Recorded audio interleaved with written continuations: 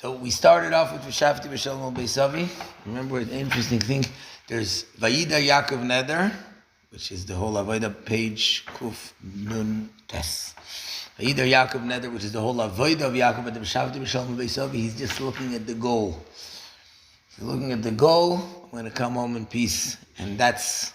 We said the Alter Rebbe starts with V'shavti B'Shalom, and the Middle Rebbe starts with Vayida Yaakov Neder, because the Alter Rebbe is more Chachma, the goal. The Middle Rebbe is more dealing with all the aspects. But we asked three questions. The first question was why B'Shalom? If you're coming home, that's good enough. The second question was why V'haya Elikim? That's something which is always, Hashem is always Elikim for me. Why specifically only after I come home in peace? And especially because coming home in peace, because he said also, Nasan Lilechem Lechel Beged Lubish, which means both physically I'm going to have what to eat, I'm going to have what to wear, and spiritually Torah and mitzvahs, Torah Miksav, Torah Balpeh, all those stuff. And so then why do we say afterwards V'haya Elikim? And then the third question was, how can a stone be Beis Elikim? A stone is inanimate. It's not a place where Hashem's glory, Hashem's presence can be revealed. And even more than that, we said, after V'haya Hashem Li Elikim means that La'asid Lavai. So what's now called Elikim is then what's now called Havaya is then going to be Elikim, which means the higher level. And that Havaya, that Beis Elikim means what we call now Havaya. That's going to be revealed in the inanimate places. Okay, so then we said that it's a Hirah for every single person, because if it's a story with Yaakov, it's a Hirah for every person. And then the Rebbe started explaining the idea of Be'er Sheva. So he said Be'er Sheva, there's two Be'er Shevas. The Be'er Sheva of Avram, and we said Avram is Chachma. His Be'er Sheva, the place which receives from him, is Bina. That's called Be'er Sheva because it's the well, it's the source for all the seven midas. And that's the idea of the Be'er Sheva of Avram. So then Vayetze Yaakov in Be'er Sheva, he leaves Bina. We said on our practical thing. It's like when you learn a Maamar. So you learn it, you're learning the ideas, that's Chachma. You understand it, you think about it, that's Bina. But when you're thinking about it, you're connected to Lakus, you're connected to Hashem. Leaving Bina means I'm not anymore thinking about these ideas. Rather, Malchus, I go to actually practically do it. The second Be'er Sheva is the Be'er Sheva of Yitzchak, which B'Pashtas, that's where Yaakov was. And the Be'er Sheva of Yitzchak was the time of Yitzchak. Yitzchak's level himself is Bina. What's the Mekabel of Bina? Malchus. Why is it called Be'er Sheva? It's the well which receives from all seven midas. And then you leave Be'er Sheva, which is the Be'er Sheva of Yitzchak, and he goes to Haran, which means he goes to the worlds of Biyah. That's like in this practical thing, it's not just going to do Torah and mitzvahs, Malchus of Atzilus, the spiritual world, but with physical things. But his mom is going out into the world, and that's why he needs this whole neder and all of this stuff. That's his purpose of elevating all the nitzaitis. So stam, an interesting thing is the Be'er Sheva of Avram. Why was it called Be'er Sheva? What's the word Sheva by Avram? Huh? Seven. By Avram, the word Sheva was? Seven. The oath. Oh, by Avram. So it happens to be seven also, but that's not the main idea. There were 7 sheep that he gave in order to make the bris. But it says, why is it called Be'er Sheva? Because of the shvua that they made, because of the oath that they made. The Be'er Sheva of Yitzchak, why was it called Be'er Sheva? 7th well. So what's the difference between an oath and a well? What's an oath? What's the idea of an oath? An oath is to connect to the essence. The Be'er Sheva of Avram means connecting. It's still in Holocaust, it's still in the spiritual worlds. It means connecting. Be'er Sheva of Avram means the idea of connecting. Yaakov leaves that connection, and the Be'er, the receiving of the connection, in order to go and deal with the Gashmis of the world. Be'er Sheva of Yitzchak is Malchus, that's 7, the 7 midas. That means he leaves even all the 7 midas, any connection to Kedusha at all, and he goes out into the world. Okay, so let's look. Oh, he's Dalet, page Kuftan Tes. V'zehu gam. There you go. V'zehu gam. Sheshema Sedra made al inyan v'technu vayetze. That's also why the name of the Sedra is Vayetze, because when you say a name, that shows what it's all about.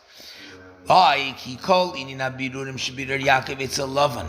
Hamivur ba Sedra. All the birurim that Yaakov was mevar by Lavan, like it says in Parshas Vayetze, which means because he was watching the sheep, and through that he was elevating the sparks to Kedusha. V'gam asher birar eitzel Esav hamivur Parshas Vayishlach. And also what he goes later on And after the bidurim that was mevarer by Lavan, then he comes to Esav, and he's mevarer by Esav, which is even further than Lavan, because Esav is mamish, all the bad. So all of that is all brought down in the word of Peish Kuf Nun Tes of Vayetze and Huschal Miyitzias in Beersheba, and it starts from his leaving Beersheba. Yeah, which is an amazing thing, and we're going to explain it now. But when a guy goes out on shlichus, when does it start? When does the shlichus start? When he starts to go out. He starts to go out. The minute he starts to go out, even though seemingly the shlichus should be when he arrives there. He arrives there. He goes and he does what he's supposed to do. That's what it is. No, it's the leaving, because you had all the stuff that you got. The moment he accepts it. The moment he accepts it is maybe also an idea of the moment of the leaving. So you know what the Rebbe said once? What does it mean leaving? The minute you leave, because in general, I guess the idea of shlichus was in the Rebbe's room. You went into Yechidus and you accepted a shlichus. And it's the same thing, I guess, with every person. You write a letter to the Rebbe and you get an answer, so you're connected then. The Rebbe says the minute you leave the Rebbe's room, that's called Vayetze. That's Vayetze, because when the Rebbe's room, you're connected, you're in Beersheba, you're in the place where you're getting, where you're connecting. Then you're going out, but the way I go out, that's the way everything that will follow will go, because what does that mean? How I go out? So we say like this. On the fact that he's leaving, which is also by every person's shlichus in the morning. I wake up in the morning. The way I wake up in the morning, that's why waking up in the morning, the way we do it is such an important thing. The Maidani, having Negel Wasser by the bed, something that when I wake up in the morning, I have that concept. The whole day is involved when I wake up in the morning. So what is that? Why is it that Yaakov was able to do all these bidurim? The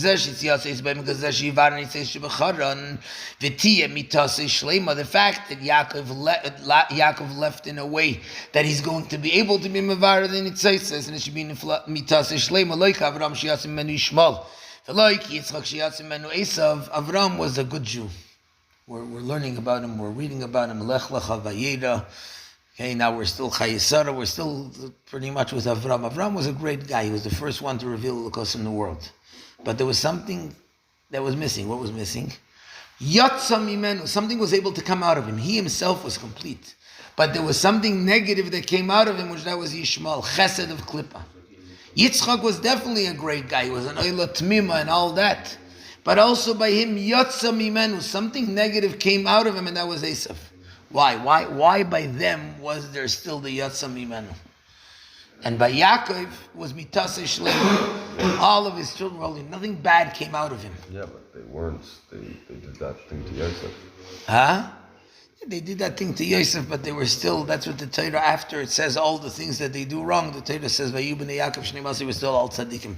In whatever way we'll explain it, understand it, which it could be a different time to understand how they did it and why they did it and all that. But that's, the point of it is that the Torah still testifies they were tzaddikim. If you want, even at least they for sure did tshuva for it. But it wasn't in the spiritual world. Yishmael is chesed of klippa. Yishmael himself, he died as a tzaddik. But I'm saying the concept of Yishmael, which is the whole nation of Yishmael, the whole idea of Yishmael is a klippa called Yishmael. That klippa came out of Avram. How did it come out?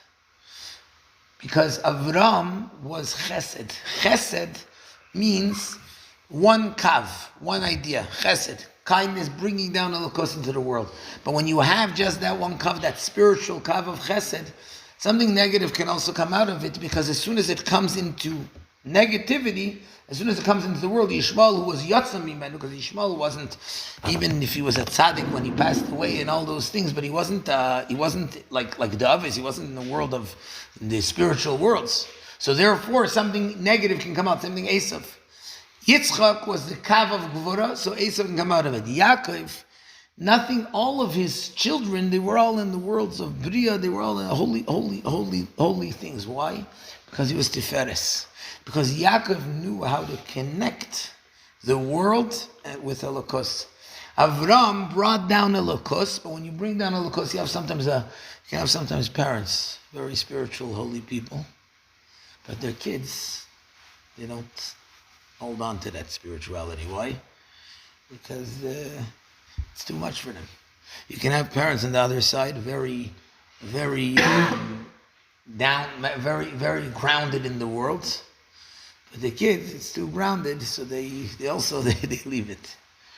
The idea of Yaakov is the ability to connect. Why was Yaakov able to connect? Why was Yaakov able to go to Haran, to the lowest place in the world? And there he was able to set up Klal Yisrael Mitas Shlema. So he said the reason why is like this. What was Yaakov all about? The name Yaakov means his hand held on to the heel of Esav. Yaakov, that's why he had the name Yaakov, which means there's two parts in the name Yaakov.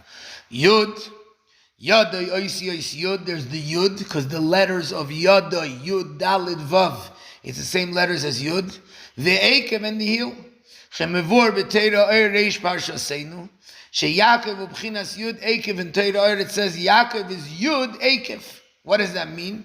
Hainu amshachas b'chinas chachma ilah Yud shemavai b'chinas akivayim. Avram was spirituality. Yitzchak was elevating the world. He was elevating the physical.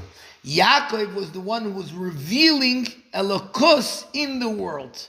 He revealed Elokus in the world. He revealed the Yud of Shem Havaya in the Ekev, in the heel, in the lowest place in the world. So therefore, through bringing down the Yud into the heel of Yaakov, Ad Asher, Hayud Yaschala V'Arosh Tevas Yaakov, to the extent that the Yud is the beginning of the word Yaakov, Haynu Shayud Imaniga Seikev. The Yud controls the heel. Hine. So that Yaakov was able to leave Beersheba and go to Haran. The Olam is to bring the Yud even in the heel of the lowest place of the worlds. To the extent of bringing it down into the lowest world, which is nothing lower than it. It should be a dwelling place for Hashem. Why? What is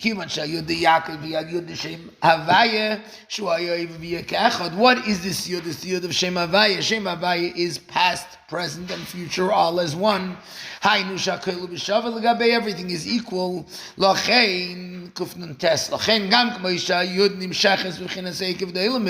Even the way the Yud comes into the heel of the worlds, it's still with its full power. In addition to that, Mikivan Shavayu Miloshin Mahavavai means makes everything exist. Vayut Shabai Moed Al Tmidas Yisavos, the Yud shows that it's a constant thing, he's constantly making everything exist. The Yud really is the one who rules over all the worlds until the heel. Mikivan Shkom Mitziyusam, Wadvaravaya Machaya Isam Mahava Isam Tamid Miyayin Liyesh, since that is the idea of the Dvar Havayim.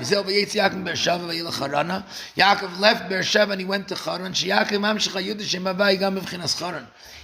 brings down this Yud of Shem Havaya, which is the fact that Hashem constantly recreates the world, the fact that the worlds are totally batal talakos. He brings it into Haran, Shekai, Aleilam is Biyah, which refers to the worlds of Biyah. The anger in the world, that's Haran, that's the lowest place of the world. So, if we can take in a practical thing, a person goes out on shlichus, or a person wakes up in the morning and he goes out into the day, or a person leaves yeshiva and is going into business, into the world, or whatever it is, a person's everything of vayetze, it depends on vayetze. How do I leave? If I'm leaving with the feeling of, okay, I was in a great place, in a holy place, and now my world is that I now have to go somewhere else, to somewhere low, to somewhere down, to a different type of place.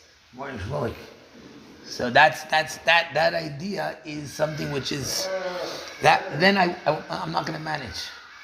I'm not going to manage because no matter how much I have it all figured out, I'm a smart person. I'm a good guy, I know how to deal with it. Or I come into the world, I'm a smart person, I know how to deal with the world. I'll manage. But I won't. Why won't I? Because there's I who's a smart person and there's a world. The world is going to pull me down.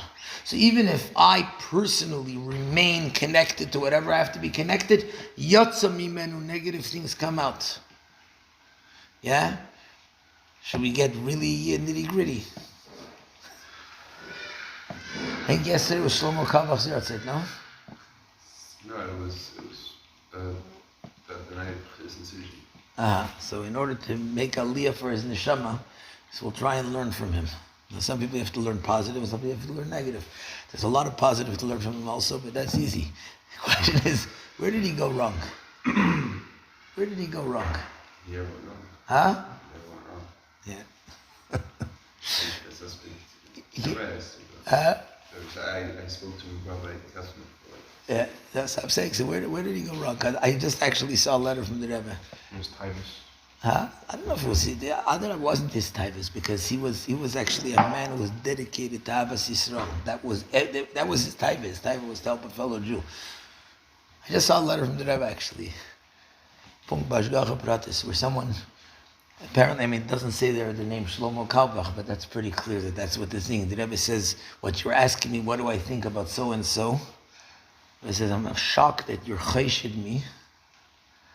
That you suspect me that I'm gonna think positive about it. The fact is, mixed events and having a woman singing etc. is not things which is against Shulchan Aruch, and we can't make games with Shulchan Aruch.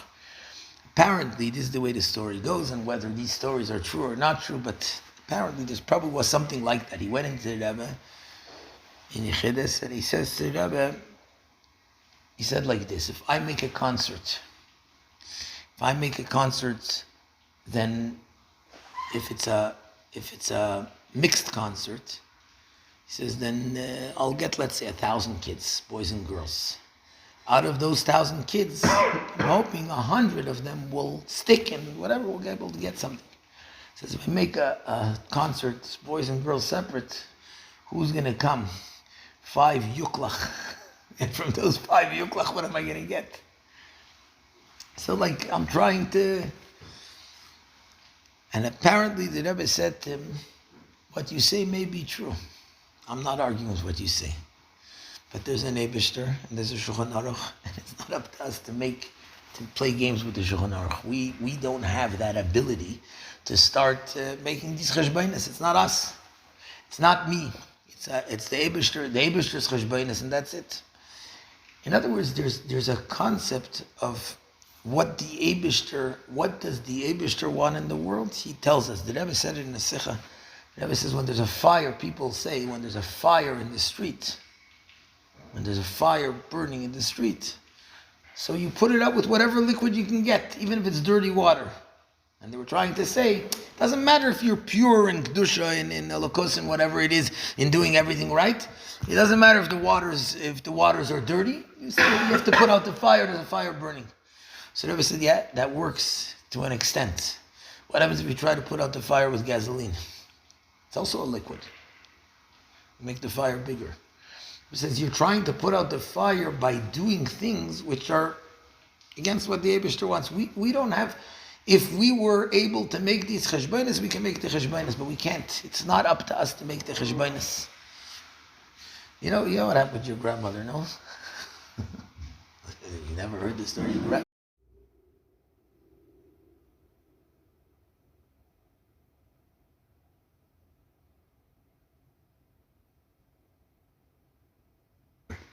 She said, "I'm only going to marry someone who's going to do the Rebbe shlichus, who's going to do what the Rebbe wants." And she, at that time, the Rebbe was talking about Shabbat Mitzvahs B'nai Noach.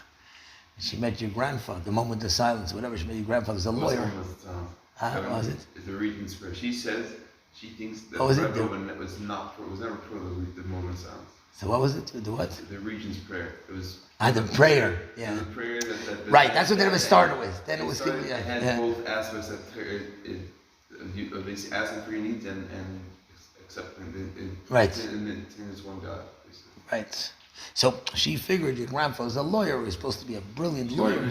So she thought he said, "This is the man who's going to be able to do what the Rebbe wants." But she said she'll get him, so that's what she had. Anyway, kids, what's the point? The point is, there's different ways of how a thing works. Everything sounds good. Everything. It's all a cause. I'm accomplishing for Judaism amazing things. Accomplishing amazing things for Judaism is amazing if it's Judaism, if it's clear Judaism. In other words, vayetze, when a person goes out, and you know what, today, because today that whole aspect of You know, what did Shlomo Kalbach do, Sachako? He made mixed concerts. So sometimes we should look at it. Do you have any Chabad singers like mixed concerts? I one time I wrote this to certain shluchim. I said, because they're like very spitz about against Shlomo Kalbach, I said, Shlomo Kalbach would roll over in his grave if he saw the stuff that you're doing nowadays. I've been to a mixed If he saw the type of mixed things you're doing. And therefore what? I'm just saying. Okay, Like, so like, not, I'm not, again, I'm not here to talk about Shlomo Kalbach in a negative way. That's not my point. No. My point is to learn this idea and to say that we don't do these things. And he had it on his Yitzhahara was Abbas Yisrael. He was that's the person he was. He was a person. He did the Rebbe's Miftzayim in a crazy way. But the Rebbe said, that's it. You can't talk in the name of Chabad. Why? Because we keep Shulchan Aruch. Because that's what we're here for. Now think about that. Vayetze Yaakov in Beersheva, when he leaves. If you're leaving and saying, here I have a city I'm going to accomplish, I'm going to build buildings, Yatsa Mimenu, stuff is going to come out. Negative things are going to come out. If you go out and you're like, I'm going to go holy and spiritual and whatever it is, also negativity will come out. If you're coming out and say there's an Eibishter, he creates the world, he's in control of the world, he runs it all, even the Akev, even the lowest place of the world is being controlled and constantly recreated by the Eibishter. This is the reality of the world.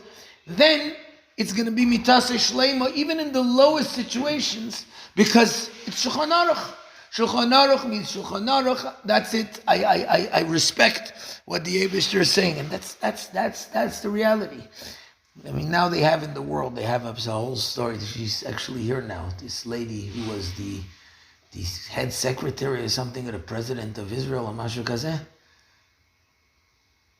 So she went to President to Biden together with the president of Israel, something like that. Somebody. She was like the top she went with, and it was like because she's from, she won't shake hands with men. Security guard, maybe. Yeah? Not the security of the president in Israel. No, it was No, that's an Israeli singer with Biden came. No. This is somebody, a secretary or something. Anyway, Kitzer, she went to sing and Biden got down on his knees because they said that first of all she refused to shake hands, so he got down on one knee. Why? Because the president or whatever says this woman has, I don't know, 8 kids, 9 kids, whatever. He was like, he got down on one knee. He says respect for someone who has that. It's a bow. You Yeah. go to one knee. One knee, The okay. Queen of England, that's it. But the kid said that was thing. But then there was another thing. They went to the Pope, which whatever. That's a whole other question about going to the Pope. But whatever the case was, she went with whoever she went. So she went to thing. So they forgot to tell the Pope before that she doesn't shake hands. So he stuck out his hand. Now usually what she would do if someone sticks out the hands, she'll bow. To the Pope she wasn't going to bow because he's wearing his thing around his whatever. So the Pope saw whatever, he bowed to her. Whatever that. What's the point? It's in it, in everything. And again, it's not just shlichus. Is a very good example. You're going out to shlichus, but shlichus is every person in the day, in the morning. When I wake up in the morning, if I decide, okay, today I'm going to be holy, you know what chances are? Negative things may come out of that. If I decide today I'm going to be grounded, negative things might come out. If I decide today the Eibishter is in control, I start the day with Moide Ani Lefanecha, there's an Eibishter. That's how I go out. The Vayetze, when I go out with such a thing, then Yud, even in the Ekev, I can reveal it. No matter what comes my way, if the Eibishter controls, then he controls everything, he controls even the lowest things. Nothing negative then comes out of it. On the contrary, you can go to Haran, you can go sit for 22 years with Uncle Lavan, who's, not the greatest uncle to be dealing with. And then he becomes his father-in-law also. And he's tricking him at every step of the way. And yet Yaakov comes out the victorious one. And then he deals with Esav.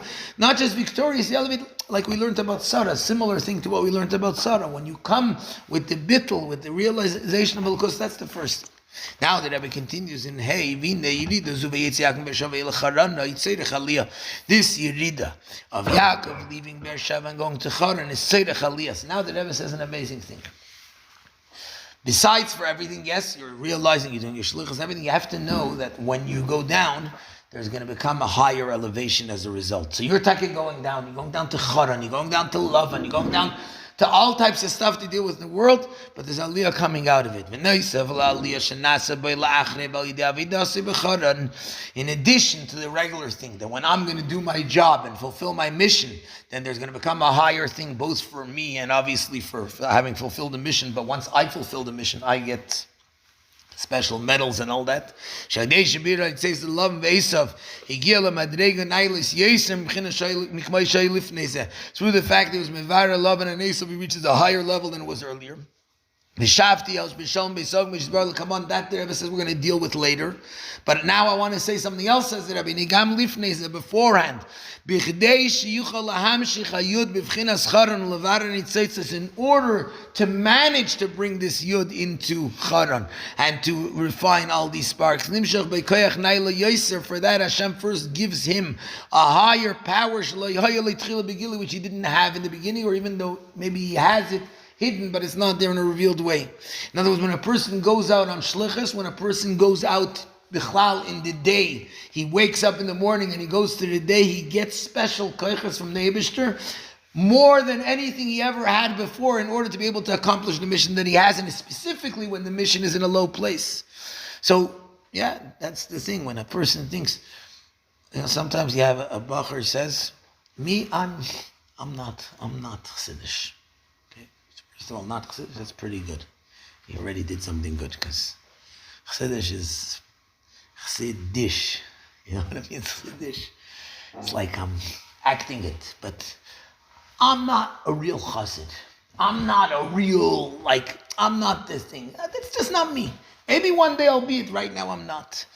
Right now I deal, and I have proof. Why? Because I deal. You know the story with Reb Shmuel Munkes. Shmuel Munkes went into a Kretschmer. He went to his hotel. It was a Snagdish guy who was the owner of the Dafaket. What was it? I think he had a guy come to his house to stay by him. He was in a I don't know, maybe it wasn't a Shlomo, because whatever it was, he was in a far off place, and comes a guy, this holy guy, he came to give musar to everybody. He came to tell everybody how terrible they are and how. It was Shlomo, because he came with a Bal Musar, a Magid. He's telling everybody it's coming at Rosh Hashanah Yom Kippur. He spoke, and then afterwards Shlomo belonged to his house. He wanted to speak about, you guys are sinners and blah blah. That's the way they used to be. People used to go around towns. That's the way they made money. I think he spoke already, and then Shlomo belonged to his house. It's not maybe. He showed who he was. But you know how it is. That's how they made money. You know that there was a Talmud of the Baal Shem Tov. He had to be a Magid. He had to give speeches. Obviously, he didn't give it like these guys, but that's how he made money. But if he went to a place and they paid him, then he said his speech. If not, he didn't. They told him, what? You're supposed to be a guy who cares about the Indian. He says, look, if I need money, I have no choice. I'm going to do this. But if I'm not getting paid for it, what, I should go speak negative about B'nai Yechidah, Shemalach, Malchem, Lachem, HaKadosh Baruch Hu? I have no choice. I have no choice. The Rebbe told this story once. So anyway, so this Magid Vistach, he comes, he curses out the Elam, but he's the Chatzadik. He comes, he's holy, he rolls his eyes, he's all these good things. So Shmuel Munkes takes him to his house in the middle of the night. Shmuel Munkes comes in with a chalaf. And he comes in and he's sharpening the knife. And the guy is looking up there, he's from his sleep. He's getting a little nervous. And he's finally he says, what exactly are you doing? He says, no, I'm just coming to shecht you. He said, what? He says, nah, I'm all, and he's coming like a simple Jew. He says, I'm coming to shecht you. He says, don't you know it's a terrible sin or whatever? Whatever. He says, the Eibishter will forgive me, he understands. He says, what do you mean, why are you shechting me? He says, I'll tell you, it's very simple. I have to go every once in a while. We go to Mezhibush, the Kever, before you Rosh Hashanah, especially we go to Mezhibush, the Kever, the Baal Shem Tov. We go to Mezrich, the Kever, the Magid. We have to go to the Kvarim of Tzaddikim. He says, it's really tough on me. I'm getting old. I can't make it a long trip. I want to have a tzaddik buried right here. So I see, finally I found you. You are the perfect tzaddik. So I'm going to shecht you. I'll bury you here. He says, but what about the sin? He says, no, the Eibishter will understand that I did it L'Shem Shamayim. So the guy sees that it's serious over here. He says, but I'm not really such a tzaddik. He says, oh, you're an anav also. Maamar is good. He says, no, one time I had a machshava zara or whatever. He says, what do you mean you? That's called an aveda. He says, yeah, but I want spook of aklosh or whatever. Hey, that's not an aveda. And finally he comes out, he starts coming out with the real juicy stuff. He says, you, minovel, you. You're coming with this pekala of avedas that you know you have, and you're going and you're cursing out everyone else about their thing. That's the reality. But a guy comes, is like, yeah, I have this juicy thing, and I have this thing and that thing. The Yitzhak loves telling us how we're nothing. The fact is, it's an interesting concept. If I have to take a deal with the biggest nisyonis, that means the Eibishter also gives me the biggest koiches to be able to deal with it. The lower down I have to go, it's al derech, a guy goes on shlichus to a really, really, low place where there's nothing there. That means that he has koiches. He has more koiches than the regular guy, but it's the same thing in my shlichus with my nefesh abamis. If my nefesh abamis is a real grub yung, and he's a real chayara, that means that the Eibishter gives me koiches more than anything else. The Rebbe says, Valderech yedu agabe Avram, like Avram, Shaya Gadol Banakim Bereish Lavis, he was the greatest of the giants, he was the head of all the Avis, Shebechdei Shiyav Amin Goyim, Lahalis Anitzaitzis, Shebegoyim, Hagedim, Nitaisof Leihesh Le'yoli Tchilu, when Hashem said, okay, you have a shlichus to go elevate the Nitzaitzis, even though he was the greatest of all, Avram, who's going to compare to Avram Avinu? But Hashem said to him, when you have to go and deal with the world, with the goyim and elevate them, I'm giving you an extra hay, which whatever Chassidus explains is all the powers, the hay of Shem Havaya, etc. Because you need it, you're getting special koiches. So that means when a person's going out on shlichus, or when a person's going out on a mission, or when a person's waking up in the morning and going out into the mission of the world, he should know I'm getting special koiches from the Eibishter to be able to accomplish what I have to accomplish. And the Rebbe says, the same Maamar that we're discussing of the Alter Rebbe and the Mittler Rebbe, as soon as he talks about Vayetze Yaakov B'Shava, he explains the pasuk, Mashenemar, Tzave Yeshua is Yaakov. Right? The pasuk in Tehillim says, Tzave, command, the Yeshua is the salvation of Yaakov. But what do they explain in according to Chassidus? Sham shachas b'chinas shin ayin hein lehoydin da'arich. Yeshua, the word Yeshua, the shayresh of the word is shin ayin hey. Now, what's the shin ayin hein lehoydin? It's a very interesting thing. You have 7 spheres. You have 3 moichin. You have 10 spheres. 3 moichin. That's the source. That's the root of all the spheres. And then you have 7 midas. So now, if you take the moichin, you times them by 100. Why? Because since they're the source of everything, so they go to the completeness of 100. You take the midas, you times them by 10, because that's each one included from all 10. And then the hay is malchus, because hay always shows on malchus, the last hay. So shin ayin hay in arich. What's arich? Malchus is part of the 7. Huh? Now, but there's malchus the way it's part of the 7, and there's malchus the way it's separated, the way it's below. So it's interesting because it doesn't always say shin ayin hay. In a lot of places, in Chassidus it says shin ayin. Sometimes it says the extra here, the Rebbe says the extra hay, but the extra hay shows on malchus, but sometimes it just says 370 But what does it mean 370 lights of arich? I mean, you talk about what's arich. Arich is chitzonius hakeser, meaning arich is the root of all the spheres, the way they are in potential, the way they are in the spiritual light, the way they're above the world. So what's there, there's 370 lights, meaning it's all of them the way they are in their most complete way. So when we get these levels of the Shinayin, Hein, and Arich, means I'm getting the essence, I'm getting like the strongest power which enables me to be able to go out into the world and do what I have to do. Now the Rebbe says like this, just like Yeshua. When do you save someone? The word Yeshua means salvation. When does someone need salvation? Someone who needs special help. Why does he need special help? When does a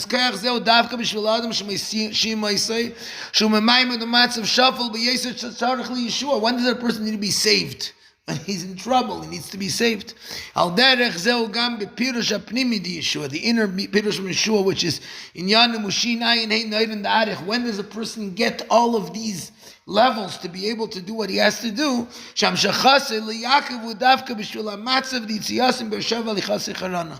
does Yaakov get it? In order to go out of Beersheba, in order to leave like the idea, leave the Rebbe's room, leave that place where I'm connected to Elokus, go out into the world, go out and to deal with the world.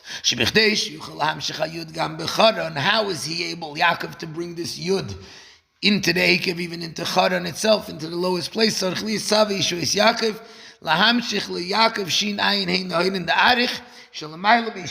bring to Yaakov these 375 lights of Arich, which are above Ishtalshus. What's the Yud? The Yud is Chachma. Arich is above Chachma. So he's getting now the higher powers which are above him in order to be able to accomplish what he has to accomplish. And that's what every single one of us gets. When we need to go out there and do something, Hashem gives us the powers, but it's not, He's giving us powers that are really inside us, but they're hidden. He reveals those hidden powers. When a person goes to do something, they get hidden powers revealed.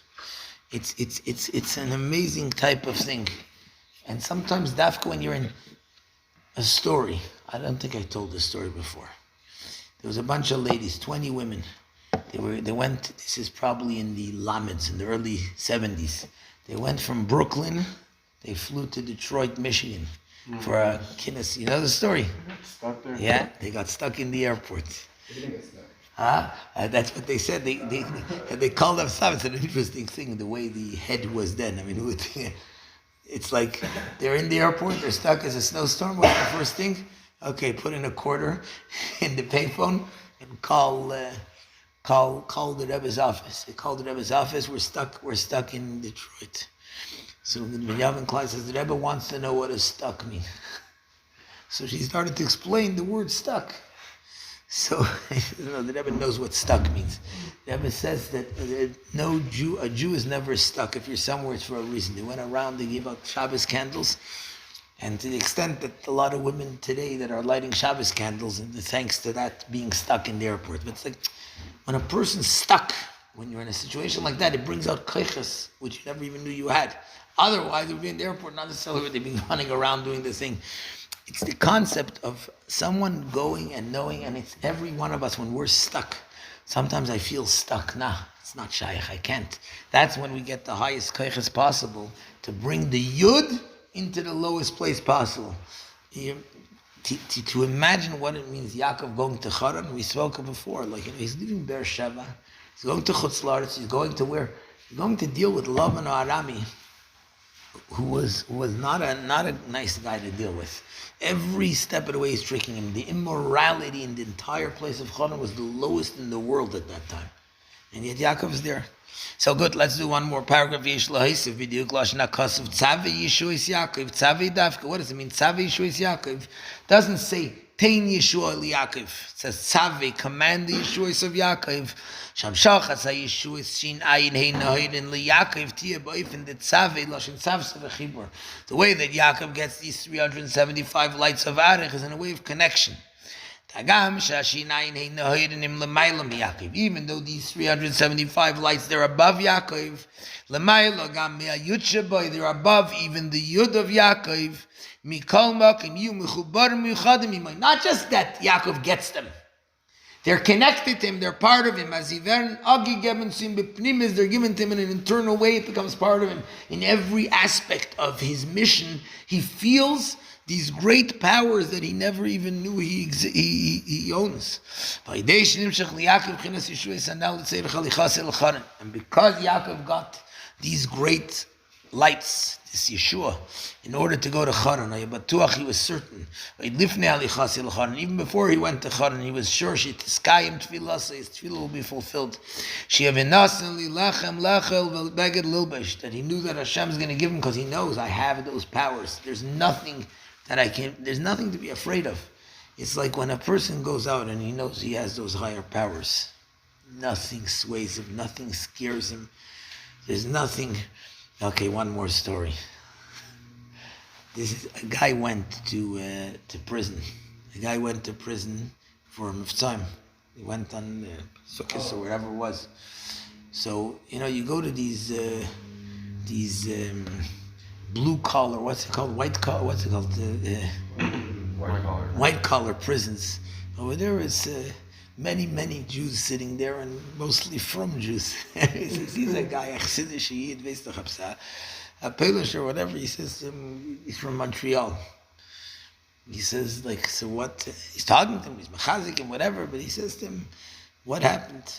So he said, I used to smuggle stuff from Montreal from Canada to the U.S. And he says, when I asked my Rebbe, I don't know, he said he's some chassid from whichever Rebbe in Montreal, he asked him, he told me not to do it. I didn't listen, I did it anyway, and I got caught. And here I am in jail.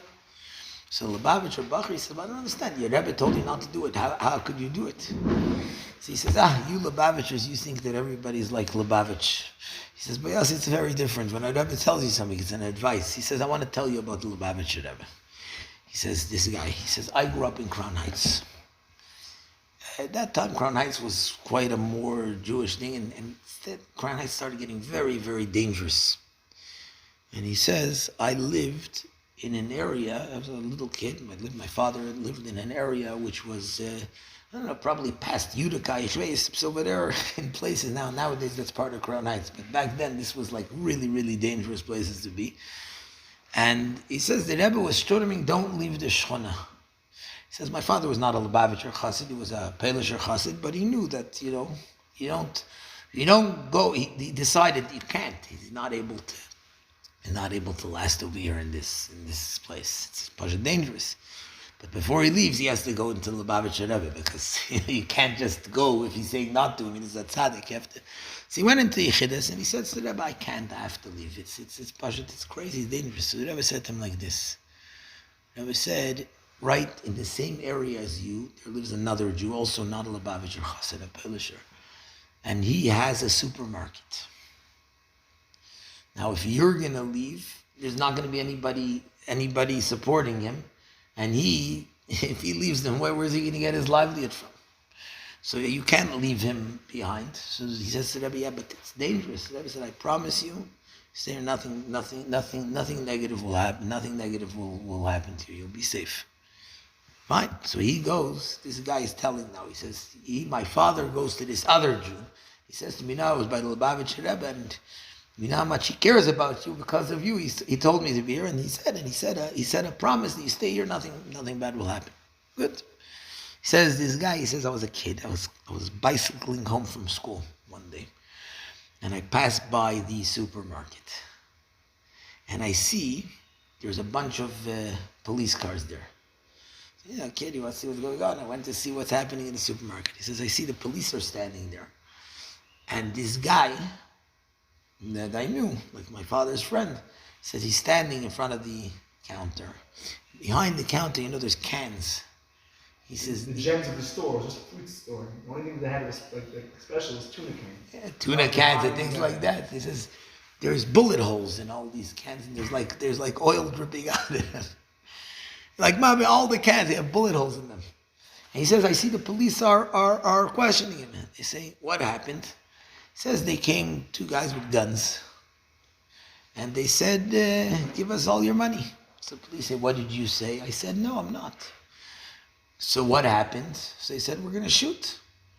So what did you say? I said, fine. So he says they started shooting. And this is what happened. They were shooting until they ran out of bullets. And then I called you. So the police said, wait 1 minute. You mean to tell me you were standing there, these guys are shooting, and you just continue standing there like, calmly, like nothing? He says, why? The Lubavitcher Rebbe said nothing would happen. It's fine. Wow. This wasn't a chassid of the Rebbe officially, but he knew, as a simple Jew, that tzaddik said it will be all right. And the fact is, when we know we have these shin ayin ein nohin, we have nothing to be afraid of. We're on shlichus. Whatever it is, I'm saying begashmias, beruchnias, whatever it is that's standing in my way, nothing is going to stop me. Nothing is going to come in my way because I'm on shlichus. In other words, I was sent by the Rebbe, and in everything. I was sent by the Rebbe to wake up in the morning to go into thing. I don't have to be afraid of the Yetzer Hara. I don't have to be afraid of things around because I'm doing my thing and I have powers which is above everything. Let's just finish these words. So because he knew that Haya Batuach, he was certain Yaakov Avinu even before he went to Charan, his Tefillah says Tefillah will be fulfilled. That the Eibishter will give bread to eat and clothing to wear. Both physically and spiritually, like we said, the Eibishter will give him all his needs.